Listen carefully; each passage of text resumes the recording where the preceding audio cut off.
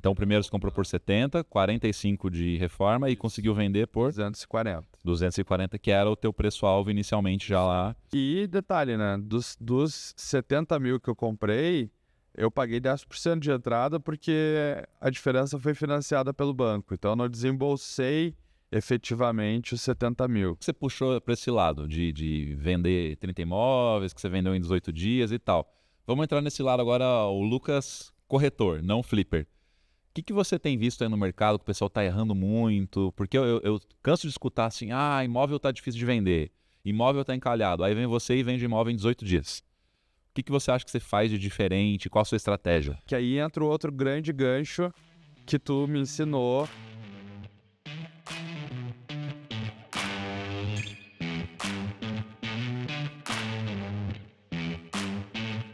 Seja muito bem-vindo ao Flippercast, podcast que fala de mercado imobiliário, sempre com uma linguagem fácil para descomplicar um pouquinho o que é investimento imobiliário. E hoje eu estou recebendo aqui um convidado especial, ele que é corretor, também gerente geral da Auxiliadora Predial, que é uma imobiliária de mais de 100 anos no Brasil todo, e flipper também, Lucas Haas, muito bem-vindo. Muito obrigado pelo convite, muito feliz de estar aqui hoje. Pois é, ele que estava de passagem aqui por São Paulo, veio para o Conecta, né? Isso aí, vim para tomar mais conhecimento nesse evento que é tão importante, né, que é o Conecta, e a gente aproveitou para fazer essa ponte. Ele me mandou uma mensagem, Carlos, eu quero contar aqui dos meus house flippings, eu quero falar, vamos aí no podcast, tá? Eu falei, não, vem aí, eu abro aqui um espaço na agenda para a gente gravar e contar um pouco da história. Eu gosto de começar sempre o bate-papo conhecendo um pouco o convidado, né? Para que as pessoas também entendam como é que você caiu no mercado imobiliário, o que te fez virar um flipper, comprar imóvel, reformar e vender. Conta um pouquinho pra gente aí do Lucas, o que você estudou, o que você tinha na cabeça lá quando você tinha os teus 17 anos, que a gente tem que decidir, né? O que é pra vida inteira. Certo. Bom, eu tenho 20 anos de mercado, foi mais ou menos por aí que eu comecei a atuar como corretor de imóveis no Rio de Janeiro. Hoje estou na função de gerente geral. E eu sou um real apaixonado pelo mercado imobiliário. Sempre tive do outro lado da mesa, eu não era o proprietário, eu era o vendedor, eu era o corretor de imóveis, quem fazia a aproximação.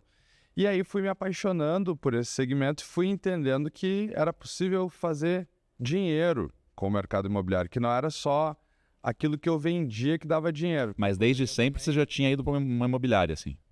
Eu só trabalhei em imobiliária. Uhum. E eu me formei em marketing anos depois.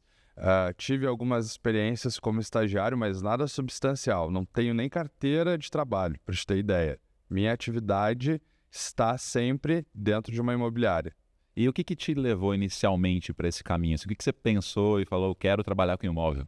Cara, foi completamente acidental. Eu vi um anúncio na internet oferecendo vaga de corretor de imóveis. Eu sequer sabia o que fazia um corretor na prática e acabei indo para a entrevista e propus começar a tentar fazer uma venda ali em 15, 20 dias e acabei vendendo 2 imóveis logo de arrancada, em 15 dias. Naquele período inicial ainda que é meio que um estágio ainda, né? No estágio ainda.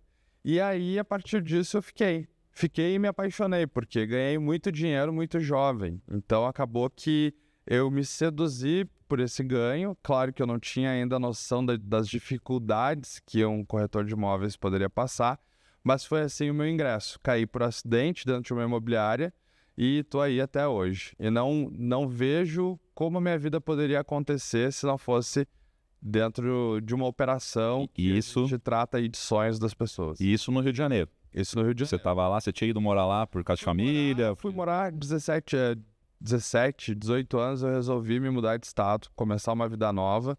E fui para o Rio de Janeiro, na cara e na coragem. Acabei caindo na imobiliária, como eu te falei. E depois volto para o Rio Grande do Sul, volto para Porto Alegre, minha cidade natal. Aí já com uma carreira de corretor, Uma carreira de 7 anos no Rio de Janeiro. Naquela época, o mercado do Rio de Janeiro era muito, muito evoluído em relação ao mercado gaúcho. E hoje eu já noto que a gente avançou muito como mercado lá em Porto Alegre, a nível de valor de imóveis, enfim, nós comentávamos aqui no backstage sobre isso, né? Sobre os preços alavancarem cada vez mais em Porto Alegre, principalmente depois da enchente. e o Rio de Janeiro ter dado uma recuada. Então eu noto que nós meio que viramos essa característica de mercado. E o que você acha que levou a esse cenário, assim, do Rio de Janeiro ter caído, né?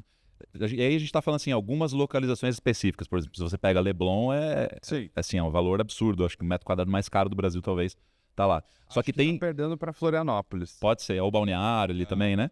Mas tem áreas do Rio que a gente viu ali que está patinando e em alguns casos até alguma desvalorização por problemas aí de ordem pública, coisa assim. E em Porto Alegre, onde teve as enchentes, infelizmente, tudo isso, e muita gente apostou contra, a gente viu recentemente os números mostrando que o mercado lá valorizou muito além da expectativa. Como é que você entende esses dois cenários, assim, para dar uma visão geral ali, para as pessoas entenderem a lógica um pouco de como o mercado funciona? Bom, acho que antes de analisar Porto Alegre, a gente tem que olhar para o que aconteceu no Rio de Janeiro há uma década e meia atrás, onde nós tínhamos a febre dos lançamentos. O Rio de Janeiro passou por Copa, Olimpíada, e isso reestruturou todo o perímetro urbano, digamos assim, da cidade. Fez com que o preço dos imóveis subissem. Eu peguei esse momento no Rio de Janeiro e eu me lembro que um imóvel que antes valia, sei lá, 150 mil, depois do anúncio da Copa passou a valer 300, pelo puro e simples fato de ter anunciado a Copa. Então, eu acho que o Rio de Janeiro teve um momento de ouro dos lançamentos, que todos os terrenos eram lançados, eles aproveitaram muito as zonas do Recreio e da Barra da Tijuca. Eu me lembro ainda de atuar diretamente como corretor e vender direto o terreno do Zico que é no Recreio dos Bandeirantes, onde tinha vários empreendimentos, vários. Então, assim, eu acho que Porto Alegre não sofreu disso, sofreu no bom sentido, né? Não teve esse benefício. Porto Alegre está se desenvolvendo a pequenos passos, pequenos terrenos, construções muito específicas. Nem todas as construções que a gente pode fazer lá são enormes quantidades de prédios ou de apartamentos. Então, acho que é isso. Nós temos uma demanda muito reprimida ainda em Porto Alegre, principalmente no que tange a mercado primário. Penso ser isso.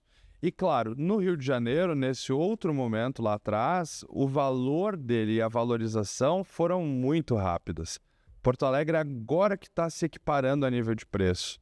E aí, claro, tecnologia, nós temos inúmeras construtoras de valor e de nome na cidade que faz com que o gaúcho acabe se identificando mais. Nós temos a história do bairrismo, que nós falávamos há pouco, é justamente isso, a gente acaba comprando de quem a gente conhece, é muito comum pequenos construtores, mas que fazem produtos extremamente singulares. Aquelas construtoras enormes de São Paulo não entram muito lá. Acho que não. É bem difícil. Curitiba acontece isso também. Muitas construtoras tentaram entrar lá e é um certo bairrismo. Vieram com esses produtos de fazer assim 10 torres, que o estacionamento parece uma garagem de shopping, sabe aquela coisa?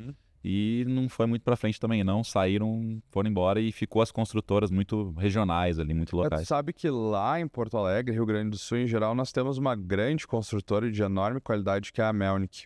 E eles fazem produtos grandes, robustos, com shopping center embaixo, às vezes se associam a alguma marca, mas não é somente isso que eles oferecem. Eles oferecem também o luxo restrito de 7, 8 milhões de reais. Então, eles conseguem oferecer esse toque familiar, que é uma empresa familiar, mas, ao mesmo tempo, atender o alto luxo e ao popular também, se necessário. E falando de Porto Alegre agora, com relação à enchente, como é que você entende que foi essa reação? Porque o que muitos imaginaram, e talvez seja, acho que o que está acontecendo, as áreas mais afetadas acabaram travando um pouquinho em valorização e as áreas que não foram afetadas valorizaram porque a demanda correu para lá. Foi isso que aconteceu? Como que tá? Na verdade, não bem assim, tá? Nós, de primeiro momento, nós achávamos durante as enchentes que as áreas afetadas afetariam os valores e os imóveis também, mas pensa, quantos por cento do estado, e principalmente Porto Alegre, foi afetado? Né? Não tinha como, senão tu ia ter bairros inteiros, como por exemplo o Maitá, dizimado. Não foi o que se mostrou. Nós tivemos muitas vendas nesses bairros também. Então, A nível de desvalorização, nós não tivemos. Não posso te apontar assim, olha, o bairro X desvalorizou 10% porque foi afetado, foi duramente atingido. Não tem isso. O que nós tivemos e que temos ainda é muitas pessoas perguntando se aquela região foi afetada, se o apartamento correu risco, se ele foi efetivamente atingido pelas águas ou não. Mas de impedir a venda, pelo contrário, inclusive nós estamos vendendo muito também pelo Compra Assistida, que é o programa do governo federal, que ofereceu até 200 mil para as pessoas afetadas, né? Que diz que aí também teve muita coisa irregular, né, acontecendo. Como assim? Do 200 mil, um monte de gente que não foi bem afetada conseguiu pegar um dinheiro. Eu ouvi um papo por cima, não sei a fundo. Não sei. Eu não tenho esse detalhe na lupa, porque como é que acontece?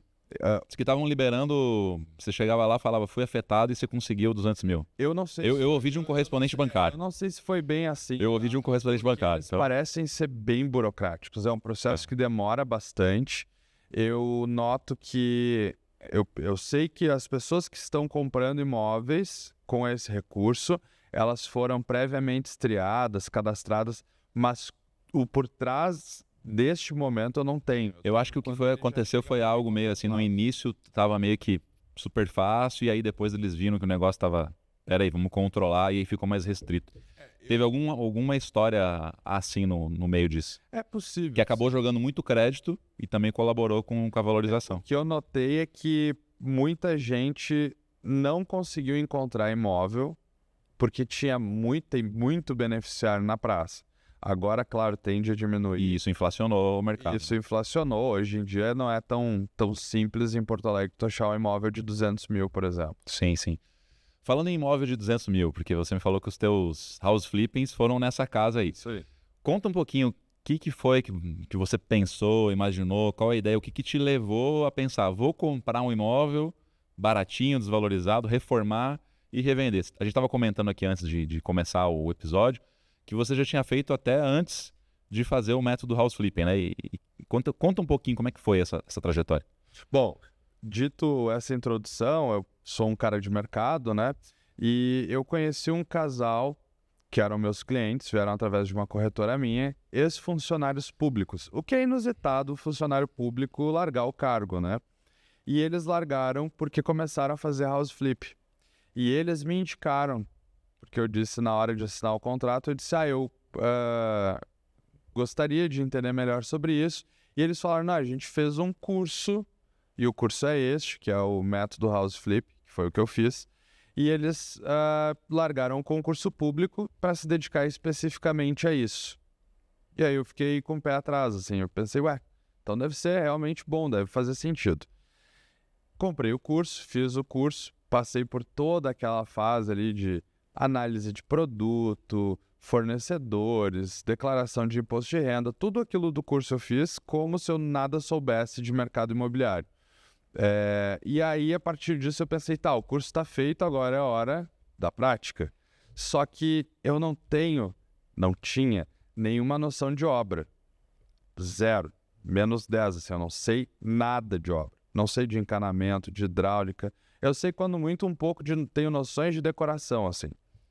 E aí, a partir disso, dessa conversa com os clientes, fiz o curso. E aí eu fui pesquisar imóveis. Comecei a olhar, comecei a ver benefícios. Primeiro, antes de mais nada, eu determinei qual seria a minha região de atuação. Me tornei especialista num bairro específico que eu sei que tem uma alta quantidade de vendas. Então, para que tivesse liquidez e que eu conseguisse fazer dinheiro rápido. Localização, né? Principal ponto. Quer liquidez, quer margem para valorizar? Localização. Inclusive, para quem compra imóvel, há estudos que falam sobre pelo menos 35% da definição da compra vem da localização. Então, eu parti deste ponto. Aí, a partir do momento que eu encontrei o meu nicho central, digamos assim, eu fui reduzir ele para um outro patamar, que era qual tipo de produto eu vou atender. E aí eu comecei a pensar em lofts e apartamentos compactos, porque eu ia gastar menos de reforma, porque eu ia gastar menos para comprar, e também ia com isso poder mobiliar e deixar ele com uma cara de compacto de luxo ou médio padrão, mesmo não tendo esse valor. E foi assim que começou. Eu fiz o primeiro e tive problema por causa da enchente, então acabou atrasando. Eu tinha um cronograma ali de 2 meses. A região foi atingida ou... Ela não foi atingida por detalhe, porque a rua ela era um aclive e a água chegou até o meio do caminho. Mas era uma rua tradicional da cidade, que é a Borges de Medeiros, no centro histórico, em Porto Alegre. E aí isso afetou todo mundo, ninguém foi trabalhar. Travou tudo, né? Todo mundo ficou sem trabalhar por um bom tempo. Então eu atrasei mais uns 2 meses ali de obra. Mas depois que fiz, a gente colocou móveis, ficou bem legal o apartamento. É importante dizer que no centro histórico de Porto Alegre, nós temos imóveis compactos, mas maiores. Então, eles são Quantos maiores. metros quadrados? Por exemplo, esse de um dormitório, na época, tinha 44 metros quadrados. Era um grande de um apartamento. Hoje, 44, eles estão fazendo 4 quartos. Né? Dependendo do produto da construtora, com certeza. Então, eram 44 metros quadrados com varanda, com vista para o Guaíba. Então, eu busco alguns atrativos-chave. Por exemplo, eu me recuso a comprar apartamento que não tenha minimamente uma vista. Porque como eles são compactos, eu penso que... Você já fica enclausurado ali, né? Precisa ter no mínimo uma vista. Uhum. E em Porto Alegre, no centro histórico, é muito fácil de tu não ter a vista, porque é muito prédio. Fica emparedado. E é tudo emparedado.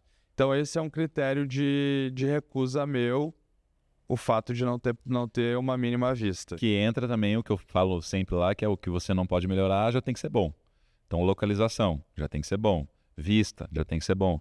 Você comprou apartamento, como é que estava o condomínio? Tá bonitinho, tem uma manutenção ou tá... A saúde financeira do condomínio. Ou tá largado, tudo pichado, tudo... E você faz esses filtros, então, Faço. na hora que você escolhe. Faço. Claro, eu tenho um benefício nesse processo, que eu já sou um conhecedor dos imóveis, né? Eu, olhando no sistema, no teu curso, fala, procura no Zap, procura no Chaves na Mão, os portais imobiliários. Isso eu já faço com o pé nas costas, então eu consigo fazer uma triagem mais rápida. Ainda assim, é o processo mais difícil, né? De tu encontrar ali uma quantidade X de imóveis para depois ainda entrar e fazer as propostas, né? Que aí entra o outro grande gancho que tu me ensinou no curso, que é sobre comprar bem. Uhum. Então, para mim, a essencial dica que tu me deu naquele momento foi esse. Não importa o quanto eu vou conseguir agregar de valor. Chega um momento que é o teto. Tu não consegue um dormitório vender por R$1 milhão, por exemplo. Então, tu precisa conseguir reduzir ao máximo. E aí entra a negociação, enfim, tem que... É o tal do lucro na compra, porque o preço de venda não é você que determina. É isso aí. Eu vejo que as pessoas erram, né? Quando eu vejo alguém falar assim, eu fiz, mas, pô, não deu muito certo. Aí eu direto já falo, mas você comprou por quanto? Qual que era o valor previsto de venda com base na pesquisa de mercado? Geralmente é ali que está o erro. Porque a pessoa, ela se apaixona pelo imóvel, ou ela fala assim, não, mas nessa localização aqui, nossa, é a melhor localização da cidade. Olha esse imóvel, como é que tá. Isso aqui vai vender, a pessoa começa a achar por quanto ela vai vender. E ela ignora os dados, ignora o mercado. E o comprador, na hora que ele vai comprar, ele vai olhar pro imóvel do lado. Ele fala assim, esse aqui tá 500 mil, como é que você quer me vender por 900? Não vou pagar. Na região não é 900, por mais que o teu imóvel esteja impecável, maravilhoso. É ali que as pessoas encalham muitas vezes. Tá demorando para vender. O preço tá errado, provavelmente. Deixa eu te falar, lá em Porto Alegre tem um bairro que é o queridinho da galera, que é o Bonfim. Não sei se você conhece Porto Alegre. Conheço, eu fui umas 2 vezes, então não sou especialista, mas tenho uma noção. O Bonfim é um bairro super líquido, de prédios antigos. É a zona nobre central, digamos assim. E tem muitos bares, então ele é bem cosmopolita. E gira muito rápido. E alguém fez um house flip lá nesse bairro. E tá há um tempo já para vender. O preço tá bom. O imóvel ficou impecável. Mas assim, depois eu vou te mandar o link. Ficou impecável a decoração, a reforma, o parquet. Ficou de extremo bom gosto. Mas eles não se atentaram para a questão do prédio. O prédio está em ruína. Então, como tu diz, aquilo que... Não pode melhorar, já tem que ser bom. Tem que ser bom. É isso. E o prédio está em ruína. Isso trava, porque pensa o seguinte, o cara vai comprar um apartamento. O que é a primeira coisa que ele vê quando ele chega lá? Não é o apartamento. Aí vem aquela frase, a primeira impressão é que fica. Aí o cara chega na frente, olha assim e já pensa assim, puta, não vou morar aqui. Mas aí como ele já tá lá, vamos olhar. Aí ele entra, passa o portão, vê ali aquele jardim abandonado, né, cheio de mato. Aí chega no hall, putz, aquela tinta descascando. Aquele sofá velho, estampado assim, né, que usava em 1990. Elevador, aquele elevador de madeira já desplacando, já fazendo barulho e tal. Na hora que o cara chega na porta, você pode ter colocado fechadura digital, pode ter colocado tudo de mármore dentro. Pô, o cara já tá muito tendendo a dizer não. Tu colocar Acabou. um palácio dentro do esgoto, não Acabou. tem como. E esse é um caso que pra mim é um parâmetro, assim, serviu muito como uma dica. Eu não sei quem é esse proprietário, enfim, mas ele me ajudou muito porque ele mostrou que não tem como fazer determinadas coisas, assim, não tem como tu cobrar, nesse caso, acho que é 900 mil o valor do imóvel, num prédio daquele, sabe? Um prédio de 3 andares, sem elevador. É impossível, impraticável. Não faz sentido. E então, assim, eu tenho esses critérios que são bem importantes. Tem que ter elevador. No meu caso, que pego compactos no centro, eu não faço exigência por vaga. Eu tenho uma corretora que sempre diz, se tu pegar vaga, com vaga tu vai vender mais rápido. Eu disse assim, isso não é... O cliente, quando vai visitar, ele tem que saber qual é o imóvel. Ele não tem vaga. E ainda assim vendi o último em 18 dias, pelo preço que eu queria. Então, eu escolho, algumas coisas eu faço concessão, óbvio que seria bom ter uma vaga de garagem, mas não tendo e tendo todos os outros critérios como a vista, o elevador, faz mais sentido um condomínio com preço atraente. A gente vai falar já desses... Você fez agora 2, né? Você falou recentemente. Só que você tinha comentado que antes você tinha tido também uma experiência comprando imóvel e tal, que tinha sido mais ou menos. Como é que foi essa... Foi tenebroso, acho que foi há uns 10 anos atrás. Tá. Eu entrei nessa mesma linha, porém eu não tinha nenhum conhecimento. Eu não tinha ideia que tinha que pagar lucro imobiliário, que é obrigatório, não tem como fugir. Eu não tinha ideia que eu podia comprar com financiamento. Enfim, eu não tinha nenhuma estrutura que hoje eu tenho. Por exemplo, qual é o grande benefício? Eu tenho uma boa relação com o banco e a partir do curso lá, tu ensinou que era possível a gente fazer com financiamento. Fui lá e tomo o dinheiro do banco, eu desembolso o mínimo possível. Ainda que eu não tenha uma empresa registrada, eu tenho um cartão de crédito que é para comprar todos os insumos para eu fazer uma contabilidade única. Então, eu passei a ter uma organização, eu uso as planilhas que tu forneceste no curso. Tudo isso fez com que eu tivesse um outro olhar. As minhas 2 experiências anteriores foram caóticas. Eu quis vender os imóveis rapidamente Para se livrar. Para me livrar total, assim. E o erro que você acha foi escolher errado o imóvel? O principal erro ali, o que matou o negócio? Nestes 2 casos, eu penso que o erro foi a questão administrativa, que a gente não fala quase, mas que é importante, porque ainda que os flippers não sejam empresas, é como se fosse. Tu precisa ter controle, ter uma linha de controle, tu precisa conseguir controlar teus fornecedores, tudo isso tu precisa analisar. Eu, por exemplo, agora no segundo eu já tenho um padrão, eu já tenho um playbook, digamos assim, que eu sei qual é a cor dos móveis, eu sei qual é a cor do piso, eu sei qual é a marca do piso, eu sei onde comprar, eu sei qual o prestador, eu sei quanto tempo ele vai levar, eu já sei, né, para esse próximo que eu estou procurando agora, eu já sei até o que eu vou fazer para o meu fornecedor de marcenaria que atrasa. Então eu vou fazer um contrato com ele antes de o imóvel ficar pronto, porque no primeiro eu esperei o imóvel ficar pronto para ele poder ir visitar, então eu já vou fazer o contrário. Quando eu encontrar o imóvel, eu já vou fechar contrato com ele. E uma coisa que eu fiz e deu muito certo para a questão de atraso, por exemplo, que eu acho que é o principal vilão depois dos orçamentos, é colocar multa em contrato para prestador de serviço. Eu não sei se tu faz isso também, mas assim, foi um santo remédio. Os caras entregaram antes do tempo. Coloca lá uma multa diária, coisa simples. Claro, eu pactuei isso com o meu fornecedor, que já era um fornecedor antigo. Meus fornecedores eu conheço há mais de 10 anos, então ficou mais fácil.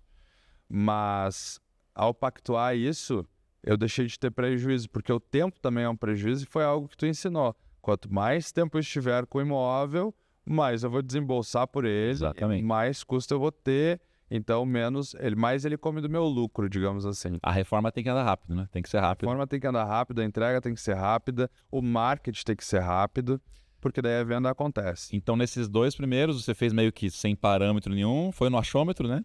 Eu vou comprar confiando que, né, o imóvel sempre vai dar certo, mas fez ali umas escolhas erradas, não soube como administrar, e no final ficou meio... Não te ficou um trauma, assim, de falar assim, eu não vou fazer esse negócio de novo? Eu fiquei com muita raiva por alguns momentos, não de mim, mas do meu prestador de serviço.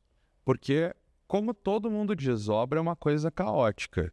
E esse é um alerta que eu posso dar para quem estiver assistindo, que quer começar, saiba que você vai se estressar com fornecedores. Dá para escolher se estressar, pode escolher só saber que vai dar problema e que tu tem que resolver, porque a vida tem que seguir, a obra tem que concluir.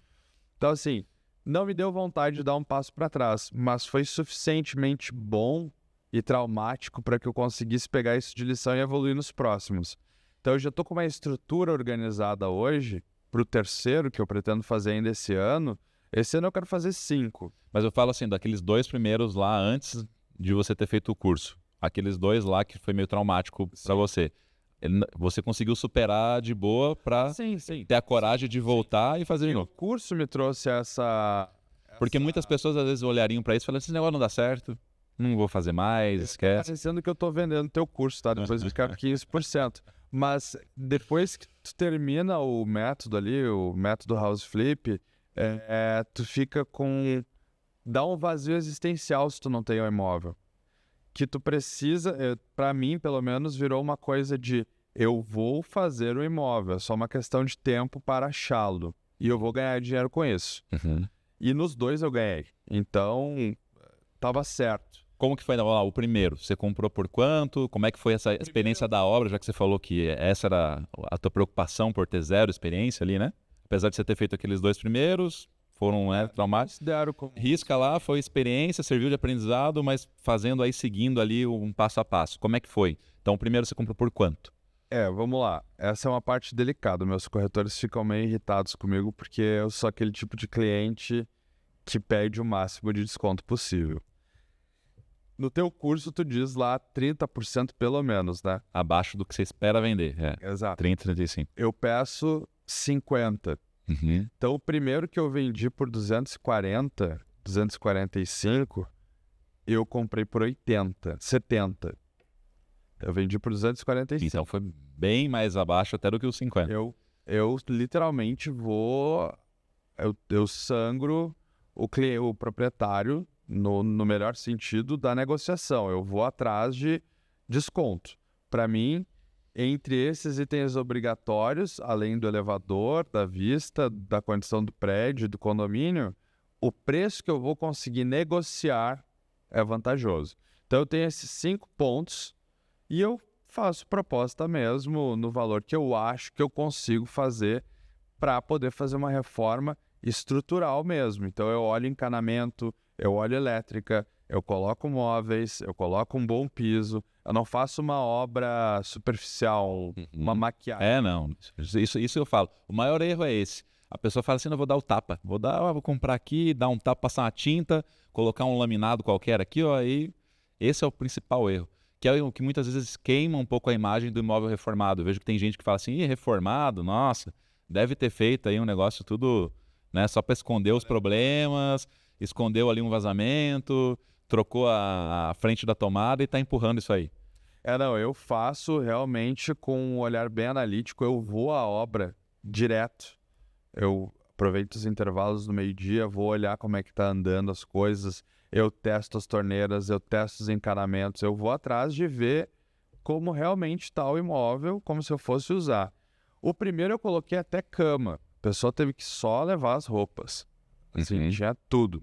O segundo, infelizmente, não deu tempo, ou felizmente, não deu tempo de comprar a cama, eu vendi antes, foi muito rápido. Mas voltando no primeiro, então comprou por 70 de reforma, mobiliário e tal? Nos 2 imóveis até agora, no primeiro eu gastei 45, porque ele era maior, e no segundo eu gastei 30. Tá. Então, primeiro você comprou por 70, 45 de reforma e conseguiu vender por 240. 240, que era o teu preço-alvo inicialmente já lá. Isso aí. E detalhe, né? Dos 70 mil que eu comprei, eu paguei 10% de entrada porque a diferença foi financiada pelo banco. Então, eu não desembolsei efetivamente os 70 mil. Você desembolsou muito pouco. Você desembolsou então a entrada, algumas parcelas. A entrada, o ITBI, ITBI, cartório e reforma. parcelas e a reforma. Então você teve uma rentabilidade absurda ali em cima desse imóvel. E aí você foi na estratégia de mobiliar porque ele era pequeno. É que eu tenho a impressão, aí tratando das minhas vendas como gestor imobiliário, que o imóvel melhor acabado, com móveis e tudo mais, ele vende mais rápido. Então, eu acho que principalmente quando ele é pequeno. Sabe por quê? Porque no pequeno, se a pessoa ela entra e não tem nada, ele parece que é menor ainda. Aquela coisa que você olha e fala assim, mas não cabe uma cama aqui. Exato. Aí na hora que você põe, você vê que cabe. Então o pequeno, ele é interessante você fazer todo mobiliado. Um grande, que você acha que comentou que ainda não foi para os maiores e tal, eu já vi muitos flippers que também têm esse pensamento, não, eu vou mobiliar tudo. O que acontece? Você vai desembolsar muito mais, porque é caro você mobiliar tudo. Pensa um apartamento de 100 metros, que seja. Você vai gastar uma grana, vai aumentar o teu tempo, porque você vai ter que esperar, né, fazer todos esses imóveis, então vai ter que pagar mais parcela, vai ter que... E o valor de venda você também tem que aumentar, porque você precisa recuperar o que você investiu de imóvel e ainda tem um lucro em cima para valer a pena, né? Por mais que às vezes pode ser que aumente um pouco a liquidez, só que aí também tem uma pegadinha. Às vezes você acha que colocar o móvel vai deixar o imóvel mais interessante, porque a pessoa vai falar, ah, não, mas eu já financio o mobiliado. Pode também, se você fizer escolhas erradas, deixar o imóvel já muito específico. Então, por exemplo, você colocou um tipo de mobília que o cara vai entrar, olhar e falar assim, nossa, eu gostei do apartamento, da localização, mas eu trocaria esses móveis. Aí ele vê que está novo, ele fica naquela assim, ah, não vou porque daí vou ter que trocar um negócio novo, eu vou procurar outro. Vou procurar outro. Então, às vezes, você pode atrapalhar a venda. Agora, quando é um imóvel pequeno, igual você falou, 40 metros, né? 44 metros, passa a fazer mais sentido, porque é menos coisa para você mobiliar, então é mais rápido, é menos dinheiro, e você não precisa subir tanto o preço de venda. Aí ele funciona muito bem. E a impressão que eu tenho que, para quem faz flipper, tudo demora. Porque se tu vai colocar uma marcenaria de uma cozinha, o cara leva 4 dias. Aí falta uma broca, ele tem que voltar na marcenaria dele para buscar a broca, enfim. Tudo, e o fornecedor, infelizmente, não tem a mesma lógica da arrecadação que a gente. Então faz todo sentido tu ter um olhar muito analítico para isso. E eu tenho visto que imóveis maiores, os flippers lá da minha cidade, têm colocado móveis pontuais. Cozinha, banheiro, isso. E pode fazer mais sentido, porque gasta menos, aumenta o lucro, enfim. Isso, exatamente. Essa é a ideia. Então tá, o primeiro comprou por 70, 45 de reforma, vendeu por 245. Isso. O segundo eu comprei por 80, gastei 30 e vendi em 18 dias por 235. E era um imóvel, localização parecida, mesmo padrão? Ruas lateralizadas. Então você achou um nicho ali que super funcionou E é um nicho interessante, estou até aqui abrindo o olhar para minha concorrência, né? Mas é um nicho interessante porque o centro de Porto Alegre está cheio de imóveis vazios e destruídos, enfim, que tem muito potencial. É que deve ter gente que pensa assim, nossa, mas 70 mil? Como assim? Comprou imóvel por 70? Foi leilão? Foi? Como é que você fez isso? Eu não comprei imóvel em leilão ainda. Eu entro em contato com o proprietário e eu faço uma oferta. Como eu te falei, eu faço a oferta mais baixa viável que eu vejo. Nesse último caso que eu comprei, a proprietária coincidiu da proprietária estar perdendo o imóvel em vias de ir para leilão por dívida de condomínio. Estava com dívida. Então foi a forma com que ela conseguiu de ainda manter um dinheiro, quitar a dívida dela e ficar livre do problema. Ela já não morava no imóvel. E como é que você conseguiu chegar nessa proprietária? Fazendo pesquisa. Vou pesquisando, vou atrás de informações até localizar. E aí, claro, quando é assim, tu abre uma negociação longa. Eu estudo o perfil do imóvel, eu vejo há quanto tempo ele está à venda, quantos anúncios ele tem. A partir da conversa da proprietária, eu consigo perceber se há interesse em venda rápida ou não. Enfim, Aí, como eu te falei, entra o lado da negociação, né? Que já é mais o meu chão. E às vezes as pessoas escutam assim, comprou por 70, vendeu por 245, mas daí vale lembrar que esse imóvel no estado que ele comprou não valia 245. Jamais venderia por 245. Foi a reforma que ele fez que levou esse imóvel por um patamar de preço diferenciado, num valor maior, dentro da realidade do mercado, com outros imóveis similares a ele, né? Então isso é interessante. Esse imóvel ele chegou a estar anunciado ou não, nem chegou a ser anunciado? Eu trabalho sempre com corretor, porque eu acho que é fundamental. Eu pago a comissão, tudo certinho, tudo como rege figurino, porque eu acabo tendo essa necessidade do suporte, né? E o corretor vai lá, faz toda a análise, negocia com o proprietário. Se eu tiver que entrar com uma voz diferente na interlocução, eu faço. É bem importante para poder realizar o negócio de forma efetiva, já que tu perguntava ali como que eu faço para chegar a esse proprietário, né? Uhum. Mas ele tinha já um anúncio, esse imóvel? Sim, esses dois imóveis. E ele estava anunciado por quanto? Você lembra? Lembro. O primeiro estava anunciado por 110. Tá, então é isso que é o ponto falando, né? Porque assim, você vendeu por 245, mas ele estava no estado lá ruim, estava por 110, e aí você conseguiu baixar de 110 para 70. Isso. Que é um bom desconto. Eu costumo fazer a análise. Eu olho os imóveis já estão em determinado preço, por exemplo, até R$100 mil, 150, e vejo quanto que ele teria de potencial reformado. Chega a 220, por exemplo, um de 150. Certo, desses 150, quanto eu consigo negociar com esse proprietário? Isso, aí você vai para a negociação. Então a negociação você iniciou 110 era o que ele queria, que na verdade já era menos, né? Porque ninguém bota o valor anunciado ou o que quer. Então você já sabia que dava para descontar, e aí você vai para cima na negociação. Né? Eu acho que é importante a gente frisar isso, para quem está ouvindo não achar que esse imóvel estava anunciado por 240 e você comprou por 70. Não. Né? Porque senão a pessoa fala assim, não, isso não existe. Na verdade não, foi de 110 foi para 70, aí já fica muito mais plausível, né? Muito mais... E aí o fator de ele ter ido para 245 foi por causa da reforma que você fez. Trocou tudo, recuperou tudo. E aí no segundo você falou que gastou 15 mil a menos de reforma. Qual foi a diferença? Porque ele era 12 metros a menos. Um pouco menor. Esse primeiro era um dormitório, com uma varanda, enfim, ele era bem grande. E o outro era tudo junto? O outro era um compacto. Um estúdio, tudo junto, assim. Isso. Então, por esse motivo, gastei menos. Mas a qualidade da obra igual. Mesma coisa. Era piso de taco na sala? Ele era um piso frio feio. Tá. Que eu removi. E aí coloquei... Aquelas lajotas antigas, assim. Aí coloquei ele laminado 100%. Tá. E nas áreas molhadas, claro, daí porcelanato. O segundo, então, você vendeu em 18 dias e o primeiro foi rápido? O primeiro não deu 40 dias. Não deu 40 dias. E agora você acabou de vender esse segundo, né? Vendi. Tá esperando ainda... Tô esperando o financiamento ainda, faz acho que uns 10 dias que eu vendi ele. Esperando o financiamento, e aí entrando dinheiro você já vai emendar outro. Já tá com algum em vista? Como é que tá? Com 10 outros em vista. Eu te falei que eu queria fazer 5 esse ano, né? Vamos ver se eu consigo. Você vai escalar agora. Vai começar a comprar mais. A tentativa é essa, né? Tá. Ou melhor, a ideia é essa. Vamos ver como é que se comporta... Porque agora que eu já vendi 2, eu já consegui fazer um caixa próprio só para isso. Uhum. Então eu já não dependo mais de banco, enfim. Ou ainda que use banco, eu tenho uma reserva. Você usa o financiamento, mas para fazer a reforma, para pagar, você tem uma reserva ali. Isso aí. Então, assim, a minha ideia é escalar, porque trabalhando com lucro bom é interessante. Só que, claro, não tem como ficar com 5 obras ao mesmo tempo e não se dedicar integralmente a isso, né? Então eu vou indo devagarinho conforme vai dando.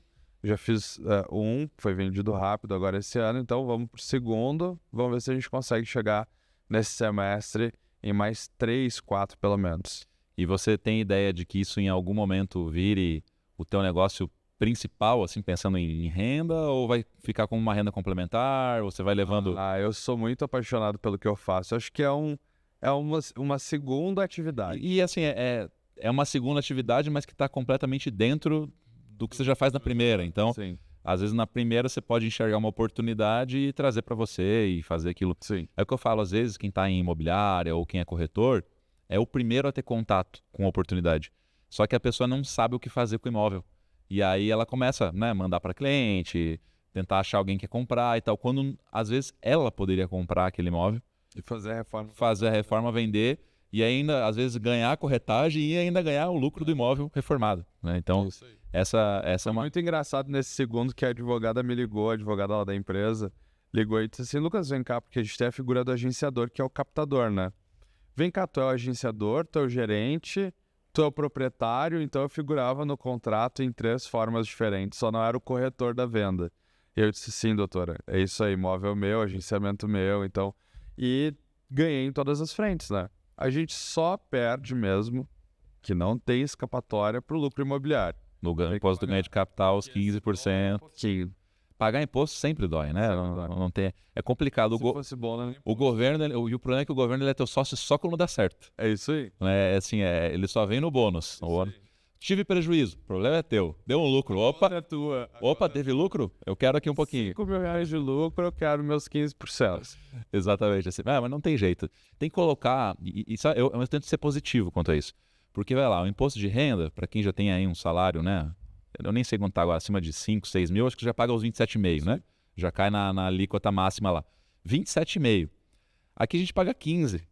Então ainda não vamos reclamar, senão daqui a pouco aumentam. Vamos ficar felizes com 15%? Vamos tirar essa parte da conversa. E por mais que seja doído pagar, já estava previsto, né? Então, é basicamente assim, eu sei que eu tinha que pagar, mas eu não queria.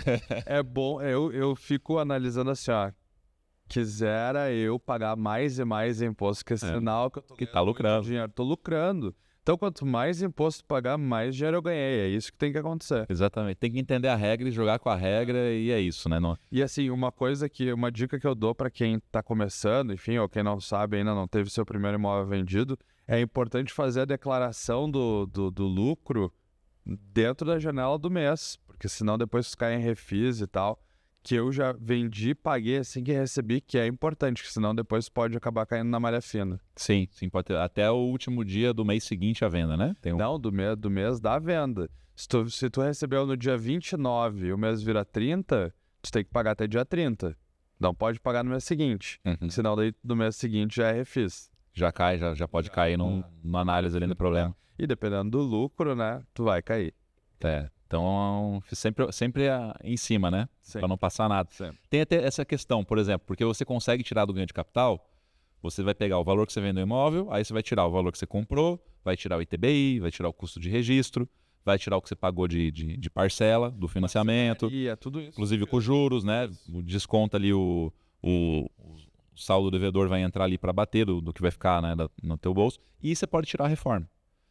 Como é que você está fazendo esses controles todos da reforma? Porque nem tudo a gente consegue nota. Como eu faço, mas aí é que tá, como eu faço tudo com o fornecedor, eu exijo nota de todos. Tá. Então, o rapaz vai lá e eu pago para ele já a estimativa de matéria-prima. Então, se ele vai comprar piso e tal, meu contrato já prevê o valor do piso, até R$70 por metro quadrado. Ele vai lá e compra e eu pago uma vez para ele.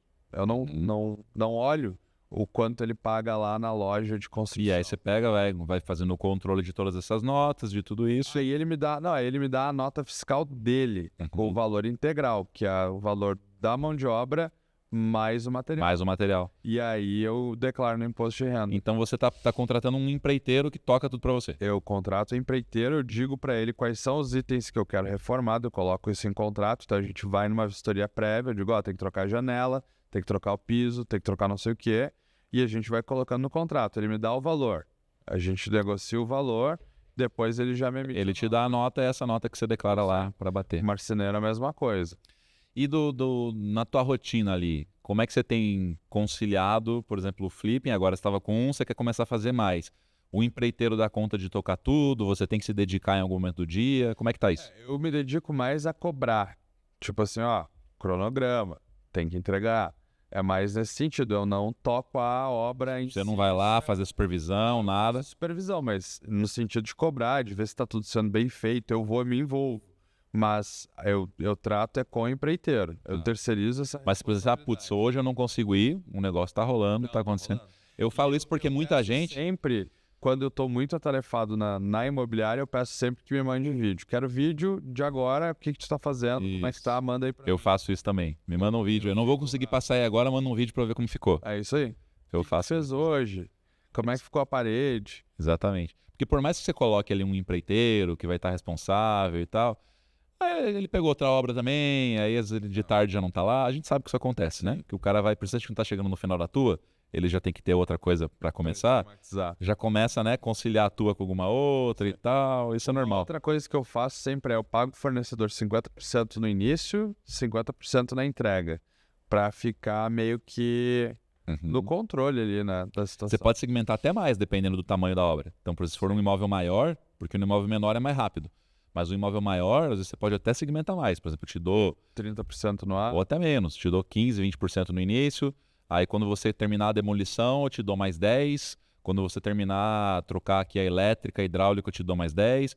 Vai vinculando com essas micro etapas dentro do contrato todo ali.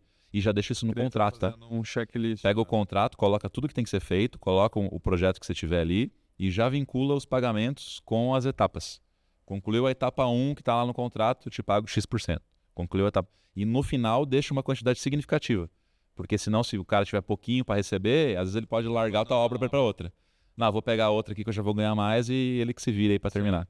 Isso acontece, né? Muito. E aí, se você vai contratar outro, o cara não vai te cobrar só o que faltava para pagar. Vai te cobrar muito mais. Sim, ele vai recomeçar do zero. E ainda tudo que der errado vai ser culpa do outro. Sim, sempre é assim. Ah, doutor, isso aqui, ó, isso aqui não fui, tava assim já, ó, não fui eu que fiz. Sabe que nessa obra que eu te falei que foi o meu melhor case, que foi a última, eu troquei de empreiteiro. Eu tinha esse empreiteiro antigo que eu te falei, que deu problema por causa da enchente, e aí contratei o empreiteiro da minha mãe. O cara começou rápido, super bem, demoliu o apartamento todo em 3 dias. Eu disse, nossa, essa obra vai ser muito rápida. Fiz o contrato, dei os 50% para ele. Acho que é importante compartilhar a frustração também. E o cara simplesmente sumiu. O cara sumiu. Ele destruiu o apartamento todo e sumiu. Aí depois ele veio me dizer que teve alguns problemas pessoais com a filha, de ordem de saúde, coisas bem graves. Eu acabei relevando. Ele me devolveu o dinheiro. Mas eu tive que voltar para o meu empreiteiro de origem. Quando ele botou o pé no apartamento, antes de ver o apartamento, não tinha luz, ele disse, mas o cara já quebrou a parede errada ali. Então é exatamente isso. Já botou uma dificuldade. Eu tive que fazer um novo contrato, estabelecer essa multa que eu te falei diária, para poder conseguir ter algum comando. E aí, no fim, não deu atraso na obra. Foi quanto tempo de obra? Entre esse problema que eu te falei, a compra deu 40 dias. 40. Isso no primeiro? Não, no segundo. O primeiro foi por aí também? Como é que foi? Não, o primeiro foi mais tempo por causa da enchente, né? Sim, verdade. 2 meses foi 4. Você tinha comentado. Mas foi pelo imprevisto. Senão, 2 meses você teria terminado. O primeiro, como os meus apartamentos são muito antigos, eles são aquelas construções tradicionais, azulejos bem grudados. Então eu tive bastante dificuldade na remoção dos azulejos da cozinha. Foi bem complicado. Às vezes você não precisa remover, tá? Se ele estiver bem grudado, você pode cobrir com massa acrílica, passa uma camada bem fininha para sumir com os rejuntes, deixar liso. Aí dá um acabamento com a massa corrida, que é mais fácil de lixar, porque a massa acrílica ela é muito plástica, assim, é difícil lixar. Faz o acabamento com a massa corrida e pinta com tinta acrílica. Aí você não precisa ficar gastando tempo, caçamba. Dá pra aplicar por cima, né? E dá pra botar... Também pode, pintar. Se você for colocar um revestimento ali naquela parte, você pode fazer com argamassa piso sobre piso e coloca por cima. Mas tem que ver se está bem fixado. Tá? Então, faz um teste. Os 2 testes que eu faço, bater para ver se tem alguma coisa oca e tentar tirar algumas peças e ver se sai muito fácil. Sim. Né? Sei lá, o cara deu 2 batidinhas, já sai a peça inteira, melhor arrancar. Agora não, a peça vai lascando e não sai por nada. Talvez seja isso que aconteceu. Esse é o caso. Talvez você nem precisaria ter tirado, poderia ter deixado e pintado por cima. Erro de primeira obra, né? Você vai aprender. E aí no meio da enchente ainda, e o desespero tem que entregar isso aí, tem que terminar. Com o trauma das anteriores lá, será que vai acontecer de novo? Isso aí. E ali, naquela primeira obra eu tava bem inseguro, tava com bastante receio. E aí eu ficava me auto-coordenando, dizendo, não, é imóvel, no ruim tu vai alugar isso aí, vai dar tudo certo. E como eu faço tudo sozinho, não tenho sócios, enfim, o lucro era meu, mas a consequência também era se não fosse, né? Então... Eu vejo que o primeiro dos flippers sempre é o que tem aquela muita incerteza. Será que esse negócio... Será que vende? Será que esse valor que eu calculei aqui vai chegar nisso mesmo? Então é esse monte de será eu acho que é o que trava muita gente para começar. E quem começa ainda um pouquinho desconfiado, a não ser que tenha já alguma experiência antes com isso, né? Mas aí, mesmo você com experiência em mercado imobiliário... O mais irônico é isso, né? Porque eu vendo, sei lá quantos imóveis eu vendo por mês, eu acho que passa de 30, dependendo da soma que for fazer, se for da minha loja. Tô acostumado com isso. Sei que imóvel no preço vende. Sei que imóvel bonito vende. Tanto que os dois eu vendi rápido, porque sabia qual era a característica que precisava ter. Ainda assim, me peguei muitas noites pensando, será que vai dar certo? Será que essa cliente vai ter condições de fazer financiamento? O financiamento está demorando demais, será que está tudo certo? Inseguranças normais. Aproveitando que você puxou para esse lado de vender 30 imóveis, que você vendeu em 18 dias e tal. Vamos entrar nesse lado agora, o Lucas corretor, não flipper. O que você tem visto aí no mercado que o pessoal está errando muito? Porque eu canso de escutar assim, imóvel está difícil de vender, imóvel está encalhado. Aí vem você e vende imóvel em 18 dias. O que você acha que você faz de diferente? Qual a sua estratégia? Eu não tenho dúvida de que é bom e fácil vender imóvel, desde que ele esteja com preço ajustado. Não é o preço que tu acha, não é o preço que o vendedor acha, o preço é o preço. Tu pode colocar algum valor acima, como por exemplo, coloquei imóveis, quanto eu consigo subir nesse valor? Consigo colocar 5 mil, 10 mil? Consegue. Mas tu não consegue colocar 50, 60. O bom do house flip, quando tu compra um imóvel abaixo do preço, que foi os meus 2 casos, é que eu tinha margem para deixar o imóvel bacana. Agora, eu noto que tem muita gente, muito proprietário, inclusive no caso secundário, que coloca o preço afetivo ao imóvel. E aí é que a gente tem a dificuldade. É aí que a gente tem a demora para vender. Então, o Brasil, se comparado a outros países, Estados Unidos, Europa em geral, eles têm uma política, um regramento de precificação muito claro. Tu quer colocar fora do preço, tudo bem, agora tu não vai vender. E o Brasil não é diferente. E é por isso que a gente tem um imóvel no portfólio à venda por 6, 7 meses, enquanto nessas outras potências, essas outras nações, a gente tem um imóvel vendido em 90 dias, por exemplo. 50 dias. O principal erro que eu vejo é precificação errada, precificação com base em valor sentimental, que você falou, né? Nossa, mas não vou vender um imóvel por isso. Ou comparação com o imóvel do vizinho sem levar em conta como que está o imóvel. Então, por exemplo, o teu, às vezes, sei lá, é um apartamento de 1960 que você herdou do teu avô, tem um monte desses casos assim. Aí no mesmo prédio ou no prédio do lado, vendeu um por 1 milhão. Quanto é que eu vou vender esse imóvel aí, né? Porque geralmente o herdeiro ele só quer vender o imóvel. Vendeu por 1 milhão, lá vamos por 1 milhão. Mas tá, aquele que foi vendido por 1 milhão tava como? Era um imóvel que já tinha feito uma reforma, e às vezes não era nem uma reforma muito boa, né? Mas já tinha trocado encanamento, elétrica, já tava com os revestimentos um pouquinho melhor, já tava... Só que aí a pessoa esquece tudo isso, ela só olha o valor e o imóvel, o prédio, vou pôr por 1 milhão e anuncia lá e deixa. Não tô com pressa, deixa aí, vamos ver o que aparece. E aí fica. Eu acho que no fundo eles sabem, quando eles precisarem de fato, aí sim, realmente, eles vão colocar no preço de mercado, no preço certo. Porque não adianta, tu não vai conseguir vender um imóvel 2, 3 vezes, 30% mais do que ele vale. Não vai conseguir. Aí sabe o que eu escuto disso? O cara pega e fala assim, tá vendo, Carlos? Você fica falando que imóvel não desvaloriza. O meu vizinho vendeu por 1 milhão, o meu vendeu por 600 mil. Desvalorizou. Diferente comparando lá. Desvalorizou a região? Não, na verdade é porque o teu imóvel valia 600, o do vizinho valia 1 milhão. É isso aí. Só estava precificado errado. Então, o imóvel, se você olhar principalmente localizações boas, na hora que você olha ao longo do tempo, ele sempre vai ter uma curva crescendo. Às vezes essa curva é um pouco mais rápida, né, mais acentuada, às vezes um pouquinho mais devagar, igual acho que o momento que a gente está agora, principalmente com o crédito mais difícil, né, a gente está com a Selic a 15% enquanto está gravando aqui, o crédito mais difícil, a entrada está 30% na maioria dos casos, diminui o crédito, diminui quem pode comprar, claro que dá uma desacelerada, mas o mercado continua crescendo porque a inflação continua ocorrendo. O que isso tem a ver, né? Os imóveis novos puxam o preço dos imóveis usados. Mas deixa eu te Se está mais caro construir um novo, cada vez sempre vai estar por causa da inflação, o usado acaba sempre também subindo um pouquinho, porque ele vai acompanhando. Por isso que sempre valoriza. E fora isso, eu te falei, 20 anos no mercado, né? Eu não tenho a recordação de ter visto imóvel Perder valor. E que custava 500 mil e passou a valer 300. Não tem? Tu tem, claro, casos específicos, como que nem essa proprietária que eu te falei, estava enforcada lá financeiramente, precisou vender rápido. São casos isolados, mas não reflete o mercado, né? Então, o que eu te diria é isso. Precificação é o coração, é a chave de quem quer vender mais, quem quer vender rápido. E como chegar no comprador certo? Porque tá, beleza, você precificou, mas não basta por preço. Você também tem que chegar no comprador. Qual é a tua estratégia de anúncio dos imóveis? Esse é um ponto que eu valorizo mais, provavelmente pela minha formação, que é a marketização do produto, né?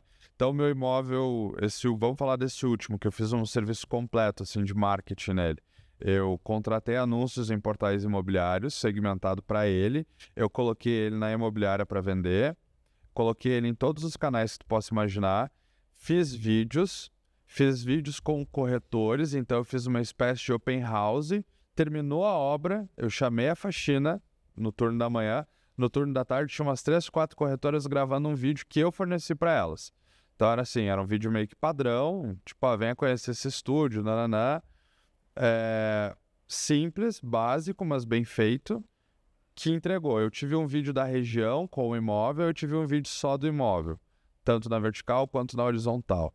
Então, falando aí de canais, a gente entregou em todos, mídia em todos. Eu fiz uma espécie de convenção online para alguns corretores. Um lançamento, assim. Um lançamento. Então, eu batizei o produto, ele fica numa rua chamada Demétrio Ribeiro.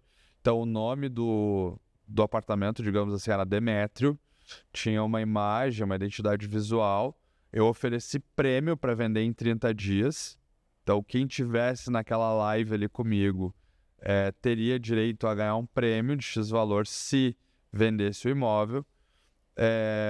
Que mais? Eu divulguei para quem pudesse vender. Tráfego pago fez também? Não cheguei a fazer. Tá. Não cheguei a fazer, porque eu lancei e eu fiz uma campanha de 30 dias. Vendi em 18, não cheguei a fazer nada de rede social, só postei o vídeo. E a venda foi através de qual canal? Foi através de WhatsApp, um corretor parceiro viu, perguntou se podia fazer visita, eu disse... Viu por um portal, assim? Não, viu pelo meu WhatsApp. Tá. Eu coloquei o vídeo, o cara viu, um corretor parceiro viu meu anúncio, perguntou se podia vender. O outro foi vendido pelo Zap. Tá. E também foi um corretor parceiro que viu o anúncio no Zap e entrou em contato. Muita gente questiona, né, a eficiência dos portais hoje, porque eu acho que eles estão pecando muito em filtrar as coisas lá, né? Você vê muito anúncio repetido, muita informação incorreta, muito... Como é que você vê? Você acha que o portal ainda tem um papel fundamental?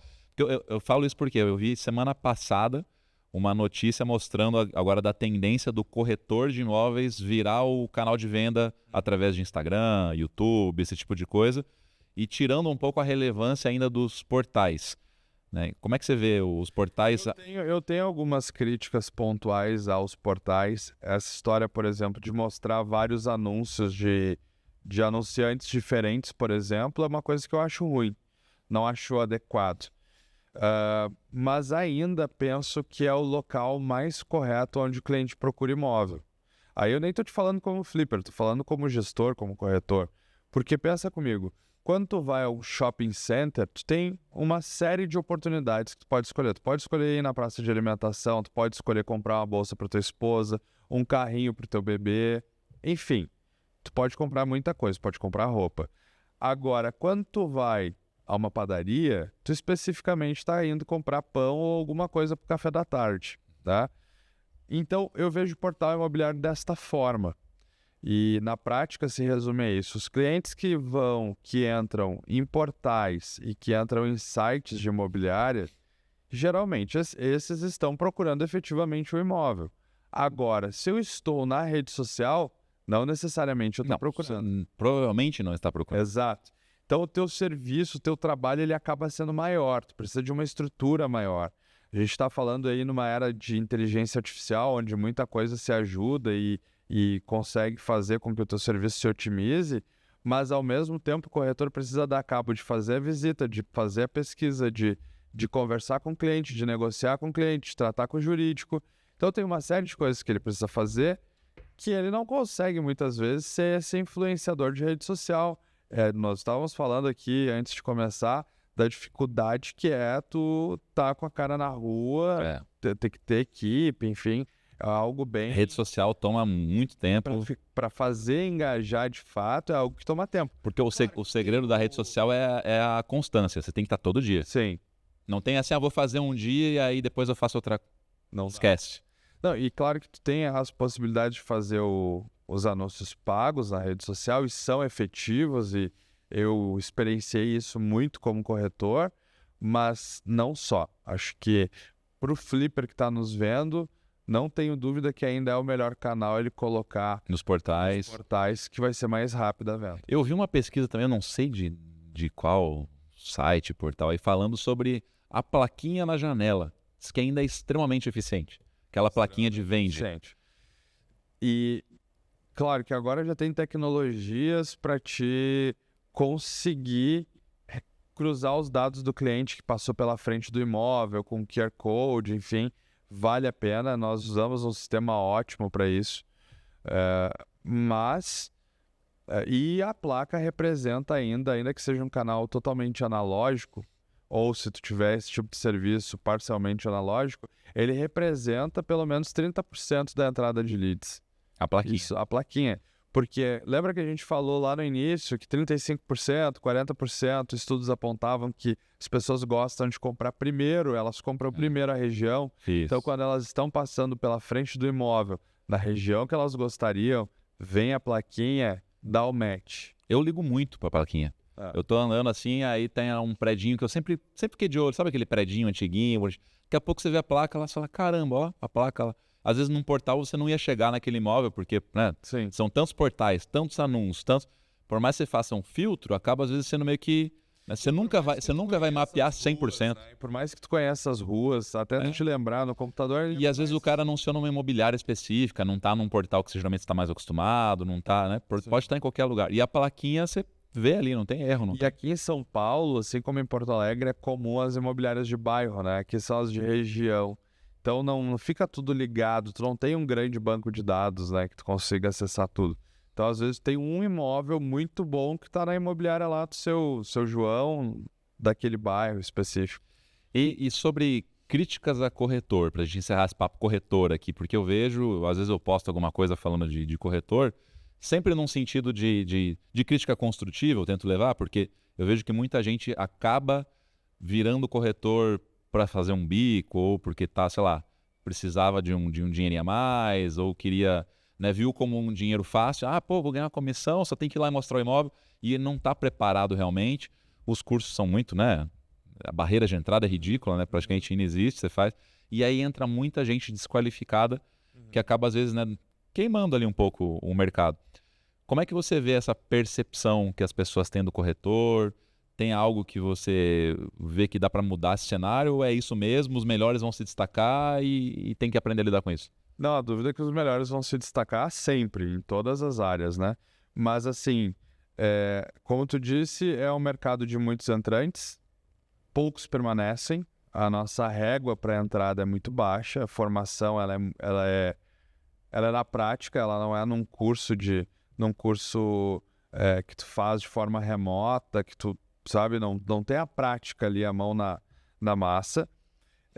Então, tem esse ponto de ainda ter um pouco do ranço do corretor de imóveis, o cara malandro, mas eu percebo que a gente, até com a tecnologia, está mudando muito.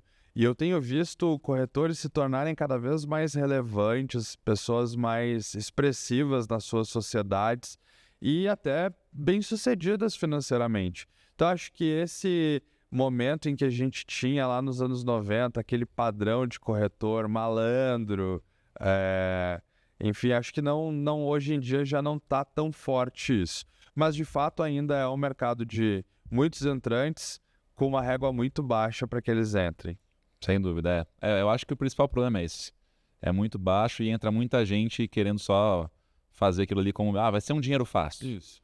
Mas, assim, é uma excelente profissão para quem abraça. Eu te falei logo no início da nossa Mas conversa, tem que se dedicar, né? E tem que saber o quanto eu sou apaixonado, mas eu me dedico em tempo integral. Por exemplo, eu vim para cá hoje, como é que eu conseguia, de alguma forma, casar a minha agenda com isso? Porque eu estou sempre trabalhando para o mercado, trabalhando com o meu propósito, que é levar minha mensagem para outros lugares, em ajudar outros corretores também. Então, é isso, tu tem que levar, ainda que seja uma segunda profissão, ainda que o corretor seja um aposentado, ele tem que levar a profissão como... Com seriedade, né? Com profissionalismo. Para ele, com seriedade, enfim, não como adicional. Se preparar, o que eu vejo assim, o que me incomoda no corretor, quando o cara chega lá no imóvel e ele não tem informação nenhuma do imóvel. Não, eu falo, esse é o corretor guardião da chave, ele só tá com a chave, ele abre a porta, mostrador de imóvel. Sim. E assim, infelizmente tem muitos que são assim. Ah, o imóvel é de que ano? Aí, não sei, tem que ver na ficha, depois eu te mando. Ah, mas e aqui é face sul, face norte? Ah, não sei, tem que ver e tal. Então, assim, acho que um preparo mínimo para mostrar, óbvio que você não vai ter isso na cabeça sempre, mas sim, eu tô indo mostrar aquele imóvel X. Pega as informações do imóvel X, né, e dá uma olhada, fala assim, bom, deixa eu ver isso, tal. Chega antes, abre as coisas, acende uma luz e tal. Porque o jeito que você mostra, eu acho que ajuda muito a vender. Tem informação. Sabe que na nossa imobiliária, a gente tem uma celebração que nós chamamos de Top 10, que é uma celebração dos campeões do trimestre, enfim. E no penúltimo trimestre nós demos para eles os sprayzinhos para já tratar dessa questão sensorial do cliente. Como a maior parte das minhas vendas são de produtos secundários e às vezes eles estão vazios, tem cheiro ruim porque está fechado há muito tempo, dei um sprayzinho para eles, personalizado, para colocar no ambiente, trazer essa ideia de cheiro da loja, enfim, quando o cliente vai até a loja, associa aos imóveis que visitou, porque isso é importante o corretor ter esse olhar, não só para a parte técnica, de saber qual é a posição solar ou qual é o ano do prédio, isso é extremamente relevante, porque é isso que ele está vendendo, mas também saber de como o cliente vai receber aquele imóvel, que ele consiga chegar 5 minutos antes, abrir a janela, circular um ar, ver se tem alguma sujeira que daqui a um pouco ele tem que tirar para melhorar a aparência do imóvel. Isso é extremamente relevante e ajuda ele a fazer mais venda. Sem dúvida. Eu acho que é aí o principal onde o pessoal tem vacilado mesmo na hora de mostrar. Não gera esse encantamento. Isso é uma questão da pessoa, porque é ela que vai ter menos resultado, entende? Isso. Quanto exatamente. mais tu te empenhar, mais resultado tu vai ter. Mas provoca no comprador uma impressão de que por que esse cara eu vou ter que pagar 6%? O que ele fez? Eu percebo muito isso. Sim. A falta da percepção do valor agregado do corretor tá ali. Porque, o cara não sabia nenhuma informação do imóvel. Depois que eu falei que eu mandei a proposta, sumiu. Só foi no cartório no dia... Liga pro gerente para resolver. Só foi no cartório. Então eu vejo muito disso. Então ter esse acompanhamento, ficar em cima, tem que puxar as certidões, tal, precisa de alguma ajuda, quer que eu acompanhe, você tem alguém que faz, quer que eu olhe, Então, se colocar disponível, mostrar que realmente você está agregando. Na empresa nós montamos uma esteira bem robusta, que o cliente, a partir do momento da proposta, ele já recebe automaticamente pelo nosso sistema todas as certidões. Nós tiramos através de uma secretaria de vendas, todas as certidões dos proprietários, nós solicitamos a matrícula, tudo isso ele vai recebendo por etapa, por escala mesmo. E aí vai recebendo para a gente dar justamente esse amparo para ele até chegar à fase do contrato ou até chegar à fase da escritura, para que ele não se sinta, para que ele perceba o valor agregado que tem em comprar com uma empresa como a nossa. Principalmente falando do comprador comum, né, que não tem, não sabe, nem deveria saber sobre o que certidão tem que olhar, o que eu tenho. O corretor se colocar como um suporte nesse sentido, isso gera uma percepção, né, o cara deu segurança no negócio, sabia o que estava falando, conhecia, que infelizmente é onde muitos... E o nosso contrato, inclusive, cita, nós temos uma cláusula específica dizendo, olha, foram apresentadas tais certidões, se faltou tal certidão, a gente emite um laudo, que aí entra nesse processo entre o contrato e as certidões, nós enviamos um laudo do jurídico dizendo se a falta daquela certidão oferece ou não risco para o negócio. Então a gente faz um trabalho bem completo nesse sentido. E isso que faz a diferença, que explica o porquê que você tem esse sucesso nas vendas, vende rápido, tem as vendas todas na imobiliária. Obrigado. O atendimento diferenciado, que é... E assim, você comentou, e é realmente, né, os melhores vão se destacar em tudo isso. E no Brasil, a gente tem, infelizmente, a média baixa, mas felizmente a média baixa, porque fica mais fácil você se destacar se você se dedica, né? No nosso país, se você entrega um mínimo, você já está fazendo além do que a maioria faz, né? Então, a gente falou, um marceneiro que cumpre o prazo de entrega, esse cara já está na frente, porque ele simplesmente fez o que disse que ia fazer. Porque a maioria vai atrasar. porque ainda que a gente forneça todo esse diferencial, uma empresa de 94 anos, uma empresa que está instalada em vários condomínios pelo país, enfim, ainda assim nós cobramos o mesmo preço. Nós fazemos o que tem que ser feito com a diligência, o cuidado que tem que se ter, e não cobramos a mais por isso. E até a lei prevê, a gente poderia cobrar 7%, 10%. Não, nós cobramos os mesmos 6%, que é o justo. Sim. Porque a gente tem que fazer o que é certo, que o processo tem que ser bom para o cliente. No fim das contas, o cliente que é o centro de tudo, né? Sem dúvida, concordo 100% com isso.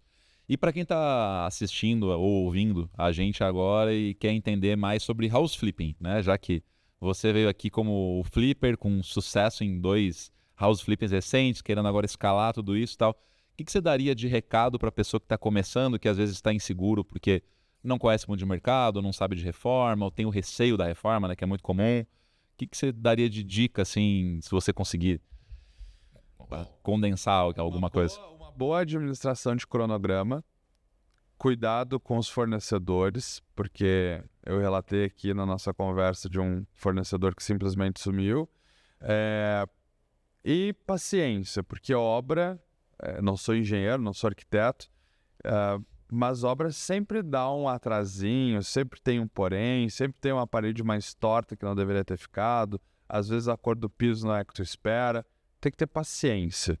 Mas eu tenho certeza, pela experiência que eu tive, que retorno financeiro a gente consegue. E saber o que tem que fazer, né? Que tipo de imóvel tem que comprar, como é que faz as análises, como é que... Eu trabalharia sempre nas 5 linhas que eu falei, que é prédio, isso lá na minha cidade, para mim é fundamental. Prédio com elevador, em boas condições, com alguma vista, com alguma possibilidade de fazer um bom desconto com o proprietário e, por fim, uma saúde financeira do condomínio satisfatória. Sem dúvida. Se você, inclusive, que está assistindo a gente aqui, quiser saber todo esse passo a passo, que tipo de imóvel, como faz a análise e tal, tem um método house flipping, inclusive que foi o que o Lucas fez ali e entendeu todo esse passo a passo. Você pode fazer também, provavelmente no momento agora as inscrições estão fechadas, mas tem um QR Code aqui do lado, acho que fica aqui, eu nunca sei, eu acho que é aqui assim, ó. E também tem um link na descrição do vídeo para você poder entrar na lista de espera e aí assim que a gente abrir novas vagas, a gente fala com você. Lucas, obrigado, me diz aí tuas redes sociais, como é que o pessoal te encontra? Um bom recado, me segue lá, @lucashaas, lá eu falo de mercado imobiliário, falo de house flip. Uma mentorada tua entrou em contato comigo esses dias para dizer, olha só esse imóvel aqui que eu achei, o que tu acha? Lá de Porto Alegre também, então quem quiser me seguir é @lucashaas, HASS. Tá. E lá eu falo de mercado imobiliário, mas também falo de house flip, das minhas experiências com house flip, e vai ser uma oportunidade incrível poder compartilhar isso aí com o pessoal. Muito bom, obrigado pela presença aqui. Então quem quiser conhecer um pouco mais, entrar em contato com o Lucas, segue ele lá nas redes sociais. Não se esqueça também de se inscrever aqui no canal para você não perder nada dos conteúdos. A gente também agora está com muitos vídeos, estou fazendo vlog, mostrando obra, mostrando... O pessoal tem gostado. Assistiu já algum dos vlogs ou não viu, hein? Assisti. Eu tô te acompanhando aqui em São Paulo, já tô sabendo de quase tudo. Tá fazendo podcast, tá fazendo house flip em sociedade com, enfim, um monte de gente, tá expandindo os negócios e vai ser pai também. Parabéns pelo filho com um belíssimo nome. Um belíssimo nome, vai ser Lucas, inclusive. Pode ser, e tá para nascer a qualquer momento. Pode ser que quando vá ao ar, acho que provavelmente quando vá ao ar já vai tá por aqui já. Maravilha. O Lucas. Obrigado pela presença de novo. Eu quero já deixar o convite para você voltar aqui ano que vem para falar dos 5 que você... Não, ano que vem eu já quero ter 10. 10, isso. Vamos voltar aqui. Você vem aqui contar essa história. E para você que ficou aqui assistindo, muito obrigado. Até o próximo episódio. Tchau. Se você estiver querendo comprar imóvel lá em Porto Alegre fazer house flip, me procura na rede social. Boa, vamos lá. Tchau. Tchau.